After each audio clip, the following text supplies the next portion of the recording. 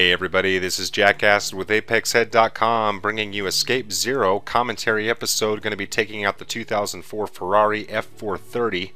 And a little bit unique about this particular episode is I'm going to be taking you through a tuning setup. And the concept of this video came from the request of a subscriber who was interested in a good F430 setup. And to be honest with you, I never tried one for an F430. Don't actually use a lot of tuning. I sort of prefer the organic feel of the cars, sort of their out-of-the-box performance, just to kind of see what they all feel like. And frankly, don't know enough about most of this stuff to be able to really have my way with it anyway. But thankfully, there are a number of resources out there, and I've actually included a few links in my description. More about that in a minute. But this particular setup came from a mobile app that I have called Forza Tune, and I think it costs about $2. And basically you enter some data for the car and it gives you suggestions for what things to manipulate. One thing I noticed as we take a quick look at the benchmarking, one thing that I learned is that a lot of the settings can't be manipulated unless your car is of a certain class. For example, I believe the F430 starts out as a A599 class car, and I've upgraded it to an S700 in order to make changes to it. And so we're going to go ahead and race. Now that we've upgraded to the S class, we're going to go ahead and race against R3 in Hockenheim. And so I've skipped the upgrade, going to be racing with no assists on medium AI, and you can see that I've qualified 6th. Now I did take this car out on a few tracks before I finally did some capture, and to be quite honest with you, it's pretty squirrely. I almost wonder if the settings are more designed for people that use wheel controllers. I use a 360 controller and don't seem to have too many problems with it, but there are pretty significant control differences in settings. And so I do wonder if the tuning setup that I got from this application might have been more geared towards people using wheels, but that's just pure speculation. It did take a little bit of getting used to get the throttle down, but actually as soon as I got it to Hockenheim it felt pretty good. There's no real way to compare what I'm doing compared to the old setup. I do have one F430 video posted, and I'll provide a link of that in the description. But I suspect the only differences that you'd be able to detect if you were to compare the videos is maybe the gearbox differences. Pretty significant difference in transmission settings, but after that it would be kind of hard to tell. The other problem with comparing the videos is that the first one is an A600 and this is an S700. So I would really need to take this out using the same class, just different tuning setups, to really notice the difference, and probably even race at the same circuits. At that point I would probably really notice the difference and could probably give a more accurate review of my preference. But I can tell you that this, again, is a little too squirrely for my preference. I prefer the default setups for this car, but depends on what you're changing the setups for to begin with, so pretty subjective.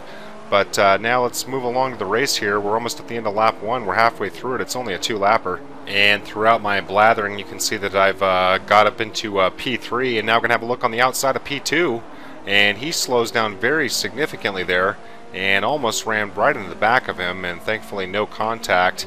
And even though we are racing one class above us, able to maintain pretty good pace in the straights. This car is definitely fast, that's for sure. And even though you have to be touchy in second gear, it really does seem to like it down in second, third gear. You can actually get up well over 100 in second gear. So, and you can see the leader there skips off into the gravel, makes contact with the wall.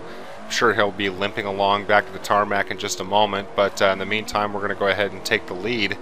And again, given my just learning this setup, I'm not going to complain. Wouldn't mind having some clean air in front of me to just sort of really feel it. And one thing I also noticed about it, I took it out at Le Mans, and what was interesting is I left off all the aero package, and cooking along there on the really long back straight, the car was basically not able to drive in a straight line. Like, I couldn't just let go of the controller, you know, in the middle of the track. I had to sit there and manage it, and it gets a little dicey. So it's kind of cool when you can notice those kinds of differences when you start slapping upgrades on these things. They turn into serious rockets, and you definitely feel a sense of nervousness as you're driving them. You really feel like you're going as fast as it says you're going. So That's quite a bit of fun. The other thing that I've noticed with it is that it seems to get pretty unstable under heavy braking after a long straight, for example. And so I'd like to go in and maybe see what I can do to adjust that. Of course, I don't ever race with assists, and I do wonder maybe I should try some assists, maybe like traction control or something like that, just to feel the differences of the cars. I do remember using traction control once upon a time, and it seemed to make a pretty significant difference. But again, I just sort of rely on the organic feel of the car, and I like to just feel its raw, performance as it is. But of course, that's just me. So all in all, for the setup that I've just shown you, I would recommend it for faster circuits, definitely anything that involves higher speeds. Once you get it up to second or third gear, I'd say third gear, it's pretty stable. And then of course it just becomes a matter of managing your throttle. And my last tip will be coming out of slow corners, you'll want to get it up into second gear as quickly as possible. First gear is almost worthless just because of how touchy the throttle is, so that's definitely something you'll want to finesse. But I encourage you to try it because it might be perfect for what you're doing, and again, might be ideal for a wheel controller. And of course, if it doesn't work for you, as I mentioned at the beginning of the video, please check the description, and I provided some links to some other great resources. One in particular is a spreadsheet from the main Forza 4 forums, and it's called the Forza 4 Tuning Calculator. And that file is provided in Excel format, Microsoft Excel .xls, so as long as you have the ability to open up that type of file, you should have no problem trying it out. And I'm probably going to do the same. This has piqued my curiosity enough to maybe have a look at some other resources and play with it some more. So, hope you guys have enjoyed watching. Feel free to check out my channel for a number of other Forza 4 gameplay videos, as well as a number of playlists which should help you navigate through the sea of Forza 4 gameplay madness, as it were. If you couldn't tell, that's my dramatic voice. Okay, time to leave you guys with the replay. Thanks again for watching, and I'll see you all next time.